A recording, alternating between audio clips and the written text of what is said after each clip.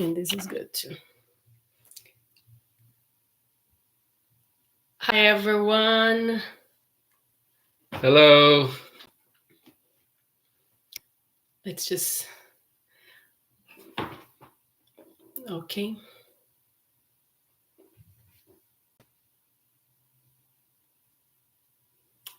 Welcome to Fielding Learning Podcast and Fielding English Live.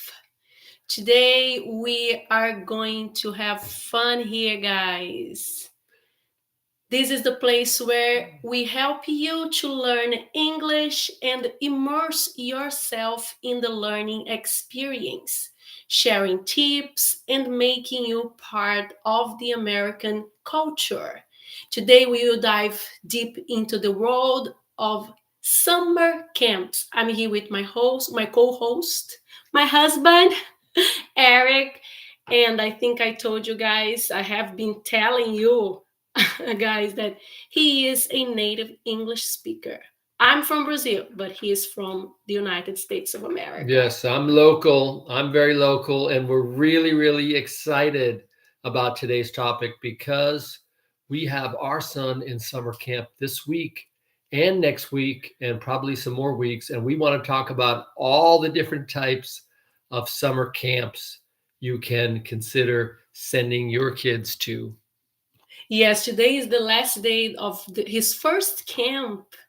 He is going to arts and music camp. He loves, because he loves to draw and do painting. So join us as we explore deep, as I said, into the world of summer camps. We are going to talk about different types of camps, their unique activities, and how they can enrich the lives of children and teens. That's right. So let's get things started with the first kind of camp. So let's talk about that. Generally, they're referred to as traditional camps. Traditional camps. So, Maria, what are some of the activities that people would experience, kids, in a traditional camp? Number one, in a traditional camp, kids would go hiking. So, what is hiking? It's walking in nature trails. Walking nature trails. And they might also do swimming. So, swimming, we all know what that is. So, that's all kinds of water based activities. Very fun for kids. Yeah, and then also in traditional camps, we have arts and crafts, which you can create various art projects. If you are into arts, that is a great camp to go. Now, here in Florida, the next activity wouldn't be too common, but more north, camps would have campfires and storytelling. Now, there'd probably be some storytelling, but campfires are something that you'd have in camps where it would be a little bit cooler. Yes, so yeah, so we love campfires, but we did in Virginia. Virginia, yes. We saw actually people doing it because we feel that it's dangerous. And what is the next one? The last camp activity is archery. That's common in a traditional camp. So those are some of the activities that we would see. Now, the next kind of camp we want to introduce to you is called a sports camp. So a sports camp is going to be involving different types of specific sports. Yes, for example, soccer drills and matches where you can practice and play soccer games. If you love soccer, just do it. Go to sport camps doing soccer and playing. That's right. And any other sport you can think of, like basketball or baseball or golf. These are all the kinds of things you would do in a sports type of camp, which many, many kids, probably all kids, would love to do for a whole week of camp. Now, if you want more adventure, you can go to adventure camps. Let's see the first activity that you can find on a adventure camp. Well, an adventure camp are going to be more strenuous and adventure type activities, like, for example, Kids would like to do rock climbing camp, and that's where you would work on those rocks and learn the skills in climbing rocks, and also zip lining. Zip lining has become very, very common and fun. People love to do that. You slide down a long rope and you're harnessed for safety, but everyone who tries zip lining, people say it's filled with excitement, and kids of all ages would like that. And how about whitewater rafting? So, have you done that before? Yes, I have. So I did whitewater rafting on a couple rivers. One was in West Virginia, where near Charlestown, West Virginia. I did whitewater rafting. It was a while back. It was about 20 years ago. Yeah. So, what do you do in the whitewater rafting? So that's basically going down the river in a boat or an inner tube, where you go through the what's called the white water, which is basically the water that's running faster and is kind of bumpy. And people have a lot of thrills as they navigate the water, and you definitely get wet. So, what else can we do on a adventure camp? Well, the last couple examples that people might enjoy would be wilderness survival skills, where they would learn how to develop the skills if they're in the wild. How to work with knives and making fires, and foraging for food in the woods. So that's survival. And then the last kind of specialty adventure camp would be mountain biking. Mountain biking has become very popular and seems kind of dangerous to me, but you ride a bike over bumpy hills and trails, and people seem to like that. Okay, so now if you are not into adventure camps, so there are, and you like arts, so there are arts camps. Let's start with the first one, first example, first activity that you can do on the art camp, which is painting and drawing. You create your artworks using paint and pencils. That's right. So painting and drawing, our son, of course, Yeah. loves painting and drawing. So he's a perfect person for art camp. And then connected to the same kind of thing, arts is sculpture and pottery. And here kids would learn how to make things out of clay and make pots and that sort of thing. That would be a lot of fun. Yeah, yesterday, for example, Thomas came home and then he actually made a sculpture. What was a dog sculpture, right? Mm-hmm. Yeah, do we say sculpture, right? Sculpture. Sculpture. Oh, we have to say the P. So sculpture. Yeah, so say the P too. This is not silence. Sculpture. Mm-hmm. Very good. So what can we do? What else can we do at arts or when we go to a arts camp? Well, there are a couple other examples of arts camps that someone might enjoy. So you have theater and dance. So theater, learning how to do drama and acting and doing role plays, that would be a popular kind of camp. And then dance is another form of expression for people in the performing arts, and they would learn different dance styles. So ballet and square dancing and other types of dancing. So why do you think it's so popular taking kids to camps when they are on a school summer vacation? Well, one of the problems with kids being off from school for 2 months is boredom and not being able to do their favorite activities. And also, remember, you have parents who are working. And so during the school year, the parents are at work and the kids are at school. So it makes it easy to take care of them. But during the summer, the kids are home. So the question is, what to do that's productive for your kids when they're off school. And camps, learning and activity camps are a great way to have them develop as young people. So can you find free camps or do we have to pay extra for that? I think that most of the time you have to pay for camps, especially these types of specialty camps. But for certain kinds of Bible camps and related to churches. Those are mostly free because it's really encouraged spirituality and religion with kids. So I know of many Bible camps that are almost free. Okay, so the next type of camp is science camps. So if you love science, you can do it. And one activity is chemistry experiments, where you conduct scientific testings and reactions. Wow, that's would be really fun. I think Thomas would love to go on a science camp. Science camp would be fun, doing something like that. But also here where we live in Florida, you'd have rocket building camps, which would be related to learning about the space and rockets. And then even connected to space, you'd have astronomy camp. So in astronomy camp, kids would learn about using a telescope and looking up at the stars and the planets and finding out how many rings does Saturn have? Yes, and yeah, that would be really interesting. So how about we have robot projects, right, that is also Mhm. linked to science camps, and you can build or program robots, and that would be really fun, right? Absolutely.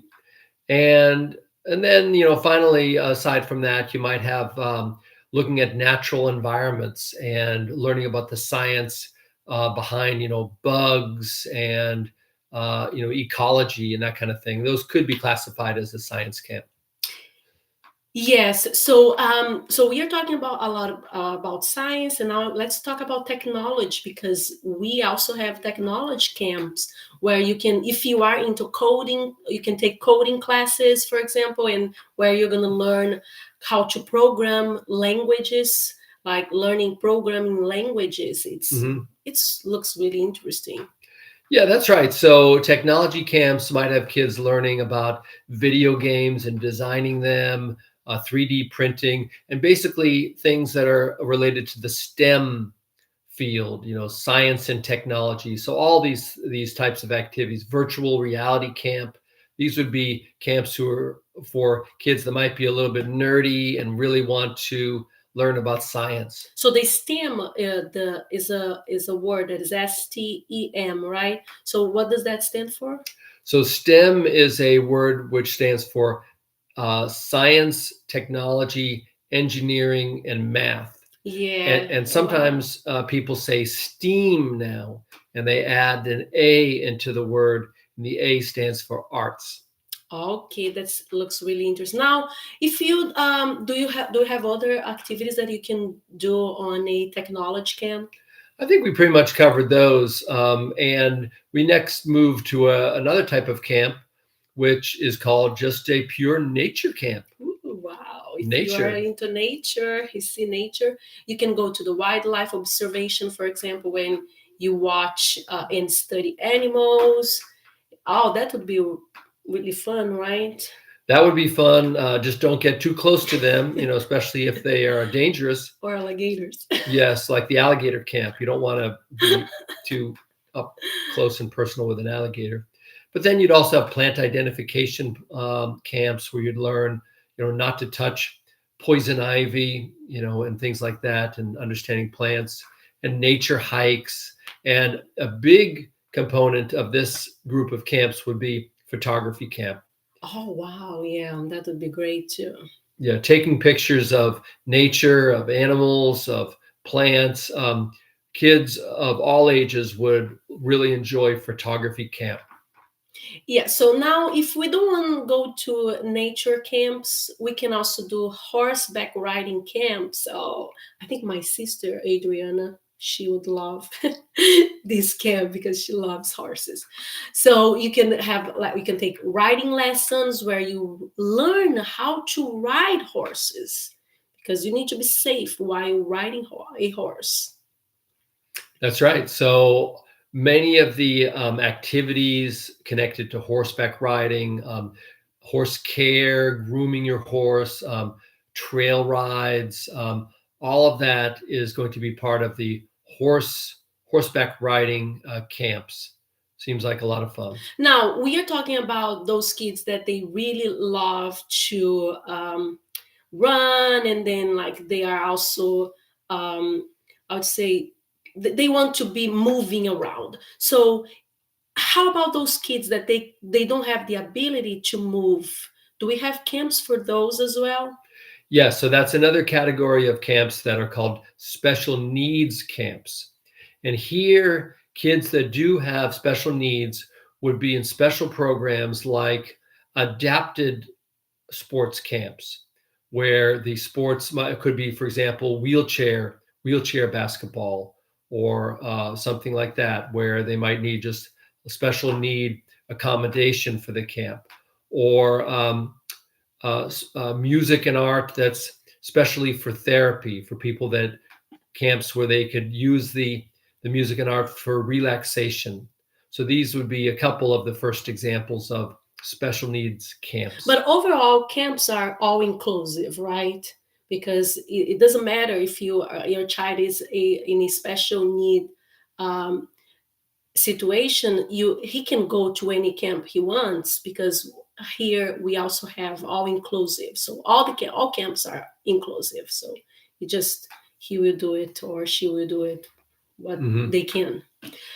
So let's go now to you said about Bible study sections or Bible camps, actually. So these are the faith-based camps. Yes, Can you that's talk a right. little bit more about that? Well, so faith-based camps would be a Bible study type of camps, for example. So reading and discussing the Bible, spending time kind of understanding the messages and what it means in the Christian Bible. But of course, it could be any denomination. I think that you're going to find camps that would be inclusive for all faiths, and that's really important in faith-based camps. And we're going to find prayer services and worship, different kinds of faith-based discussions of all faiths. So this would be part of faith-based camps, and community service is a big part of that. As many people know, that community service groups, that is helping with volunteering for homeless and other types of needs in a community, there would be camps specially set up for people to learn about doing those community service kinds of activities, and camps would cater to that for families who are interested in that. Oh, wow, that would be really good too. So now let's talk about marine biology camps. So you could start with a tide pool exploration where you study. You're going to be they study marine life in tide pools. So what do we mean by that? So tide pools, what is that? So near the ocean is an area, an eco habitat called a tide pool. So a tide pool is basically next to the shore where the tide is going to rise or fall. And when the tide drops, so that more of the shore is exposed, then different kind of animals would come out. You'd be able to see crabs and clams and other kinds of marine life. And when the tide pools are exposed, it's a great learning opportunity. So, so people would like that. So in this marine biology camp, you can also go. You said about marine life observation, Mhm. right? You Yes. can do a oceanography. It's the same Yes. oceanograph. How do we say that? Oceanography. Yes. Oceanography lessons, and also beach cleanup projects, which is really Yes. important. And also scuba diving. So scuba diving and snorkeling, where someone would go underwater with special equipment, would be a special camp, and that would be something that a kid would need training and certification on.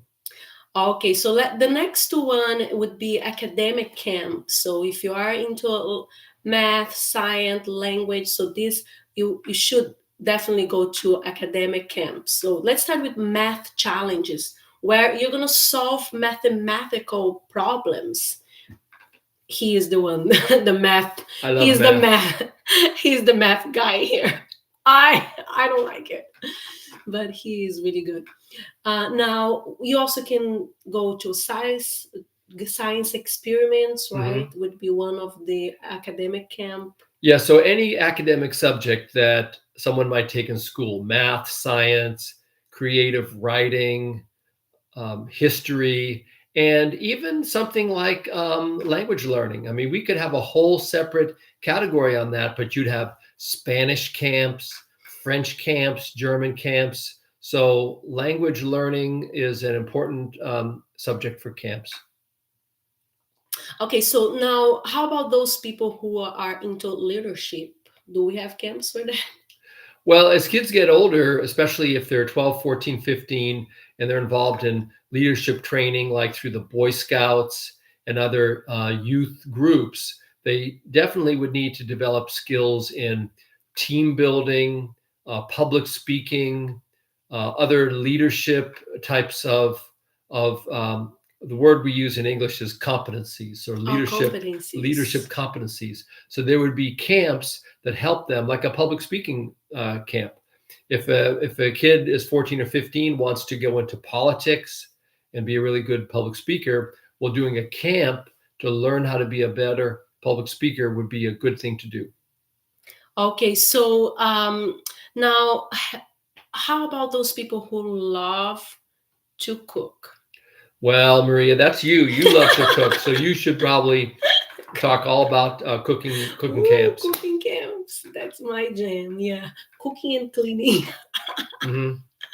Okay, so you can go and take cooking classes where you're going to learn how to prepare meals, and then also nutrition education, where you're going to understand healthy eating because it's really important to you eat healthily, and also baking, pastry making, where you're going to understand and learn how to make baked goods like bread and all Italian foods and many other things. Also, international cuisine exploration. You could, for example, learn how to make a feijoada. Delicious. Feijoada. Okay, what else can we do in a cooking camp? Well, I think you covered most of it, but you could cook desserts, pastry, international cuisine, any topic related to cooking. Can we mix science with cooking? Do you think we would have a camp for that? Well, I guess it's possible. And any of these camping categories we're talking about could be a mixed camp. I mean, you could have a camp that is a combination of has some outdoor activities, some indoor activities. In fact, the camp that our son is going to next week is a kind of a mixed fun camp. So they're going to do art, they're going to do science, and they're going to do outdoor activities. So we're talking about very specialized camps, but of course you could have a camp that combines some of these topics. Great. Now let's go to the next camp. We could go on a dance camp. Did we? Yes, that's right. Dance camp. So dance camps here, any of the famous dances that people love, ballet, hip hop, salsa, tango, all these kinds of things are great for a special camp to learn those skills. So now speaking about dance, how about music camps? That's right. So we may have touched on this a little bit with another camp topic, but as we all know, kids, especially young kids that take up musical instruments, develop a lifelong appreciation of learning music and loving those instruments. So you could go to a piano camp, a violin camp, a band camp. Those would be very common camps as young people learn how to play specific musical instruments. Wow, that would be really interesting. I actually love to sing, and that would be a good camp for me as well. Music camp. Now the next one would be film and acting camps because Mhm. if you are into dance, if you are, if you love also instruments, you can also go in on a camp that is for film and acting if you love to do acting. Yes, that's right. Film and acting camps. So you might actually learn the technical aspects of film and production, like editing, screenwriting, directing. But what's interesting is that in because social media has made it so easy for people to set up their own studios and do their own kind of productions, that a lot of these things that used to be a much more specific field that people would take years and years to learn, now we can do much more easily just with social media. So I think that the the barriers for people learning how to do this have been really helped. Yeah. So now we actually covered the STEM. Yeah. So Yes, we the did. STEM camps. Yeah, we don't need to talk about that. Now sports and fitness camps. Sports and fitness could be another special category. So you could have uh, team sports like a soccer camp. You could have a yoga camp. You could have a camp that teaches obstacle course navigation and agility. It could be a fitness training camp. So sports and fitness would be another area that people would want to send their kids. Okay, before we let you all go, so let's I'd like to ask you guys a question. If you have ever gone on a camp, okay, and also what is your favorite ones? Just type in the comments and we'll be happy to know. I would say I have never actually been. Now we enrolled Thomas to his first camp. You have been to a couple of camps in the past, but yeah, so I have never, but I know how important it is nowadays for the kids, because they will learn a lot. So just type in the comments there. And that's it, right? So we covered all types of activities of camp and activities that you can think about. If you know an extra one, just also let us know. Type there in the comments. That's right. So camps are a great way for kids to learn in the summer. We've talked about all the different types. So we would definitely encourage you wherever you are during breaks to look at camps where your kids can grow and learn. It can be free, but also can be expensive. So you have choices. Thanks for tuning in to the Fielding Learning podcast and Fielding English. All social media here. Remember, guys, it's about immersion, not perfection. Follow us on all social media platforms at Fielding English, and we see you next time. Bye. Thanks, Ericito. Thanks, Eric. See ya. Bye.